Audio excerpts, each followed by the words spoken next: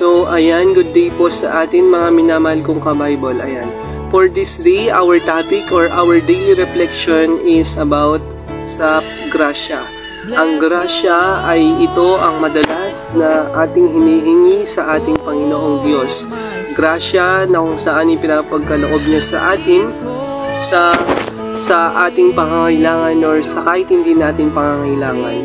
Ang grasya is parang siya ang ating lakas or nagbibigay pag-asa sa atin na parang lumaban sa buhay. Grasya ang tawag sa mga blessings na ipinagkakaloob ni God para sa atin. Ngunit sa gitna ng mga blessings na ipinagkakaloob sa atin ni God, may dalawang uri ng grasya. Ang isa ay masamang grasya at ang isa ay mabuting grasya. Or sa English ay good blessings and bad blessings. So ano yung mabuting grasya? Yung mabuting grasya yung ipinagkaloob sa iyo ng Diyos kahit ito ay hindi mo pa inihingi. In short, walang outcomes na nangyari or walang prayer na nangyari. Bagkus ito'y binigay ng kusa sa iyo ni God dahil alam niya na nararapat ka para sa blessing niyang yun. Yun ay ang example ng grasya na mabuti. Ngunit ang bad naman na blessing or yung masamang grasya ay ang yung seminarista ka at ngayon ay tinry mo munang lumabas sa labas upang makipagtrabaho ka. Ngunit ngayon ay na-promote ka. Yung pagka-promote mo ay hindi galing yon kay God. Bagkus ito ay galing kay Satan dahil masamang blessing yon sapagkat gusto ni Satan na manatili ka na lang dun sa trabaho mo at huwag ka na ulit pumasok dun sa seminaryo sapagkat alam niya na magiging pari ka. So yun ay klase ng masamang grasya. So lagi nating tatandaan, lagi nating titignan ang mga grasyang ating natatanggap sa araw-araw nating pamumuhay. Baka minsan ay masamang grasya na at ang minsan ay mabuting grasya.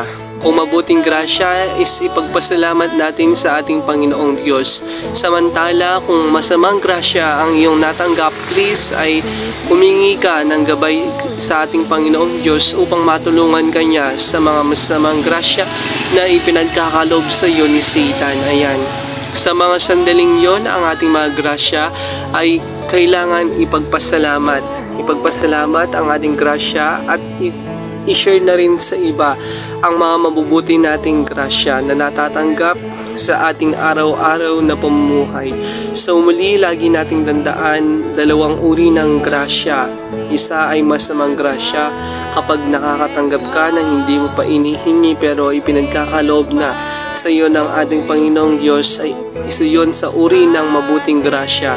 At ang ikalawa ay ang masamang grasya. Yun ay kapag na-promote ka pero ito ay hindi mo naman ginawa or wala kang ginawa pero na-promote ka. Isa yun sa mga uri ng masamang grasya or kinuha mo sa daas or kinuha mo sa mabilisan ang pagka-promote mo sa iyong kumpanyang pinagtatrabuhan.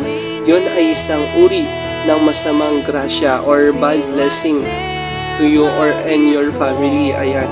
So lagi natin tatandaan sa kahit anumang panahon, sa kahit anumang pagkakataon, nariyan at kasama natin ang Panginoon. At kung si Kristo ay nagsakripisyo, marahil tayo man ay magsakripisyo hindi para sa ating mga sarili, kundi para sa ibang tao.